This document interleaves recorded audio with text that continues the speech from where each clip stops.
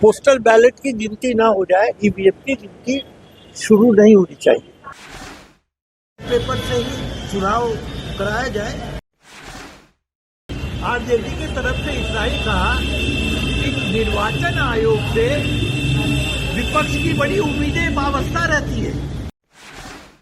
आप विपक्ष के विश्वास को बनाए रखिए और यही हम लोग का डिमांड। एक और वह मतदाता को मिले, वो देख ले, संतुष्ट हो जाए कि हाँ साहब जिसको हम वोट दिए उसको वोट पड़ा है कि नहीं पड़ा है।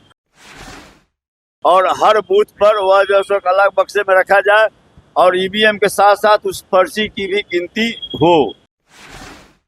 कि जो पोस्टल बैलेट की जो गिनती हो वो आधा घंटा समय ये लोग देते। हम लोग पोस्टल बैलेट की गिनती ना हो जाए, ईवीएम की गिनती शुरू नहीं होनी चाहिए। नंबर 2, पेपर से ही चुनाव कराया जाए।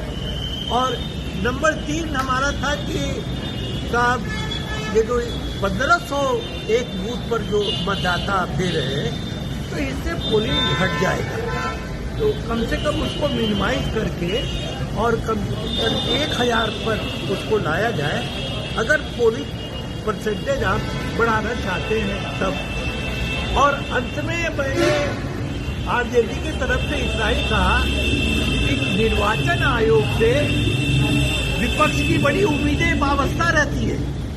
आप विपक्ष के विश्वास को बनाए रखिए और यही हम लोग का डिमांड। एक और बहुत महत्वपूर्ण चीज है जी, हम लोग कहे कि जो ईवीएम की जो काउंटिंग होगी और जो पर्ची आप जो दिखाते हैं वह मतदाता को मिले, वो देख ले, संतुष्ट हो जाए कि हाँ साहब जिसको हम वोट दिए उसको वोट पड़ा है कि नहीं पड़ा है। और हर बूथ पर वह जो है अलग बक्से में रखा जाए और ईवीएम के साथ साथ उस पर्ची की भी गिनती हो।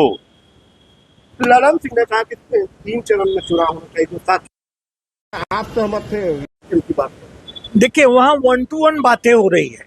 किसने क्या प्रस्ताव दिया दूसरे पार्टी जानते हैं, इसलिए उनका क्या प्रस्ताव है। ललन सिंह ने कहा कि 3 चरण में चुनाव होना चाहिए, तो साथ आप सहमत थे इनकी बात? देखिए वहाँ 1 to 1 बातें हो रही है। किसने क्या प्रस्ताव दिया दूसरे पार्टी जानते हैं, इसलिए उनका क्या प्रस्ताव है। ऐसे ही खबरों के लिए जुड़े रहिए बिहार टॉक से। यूट्यूब पर लाइक और सब्सक्राइब करें, बेल आइकन जरूर दबाएं। फेसबुक, ट्विटर और इंस्टा पर फॉलो करें।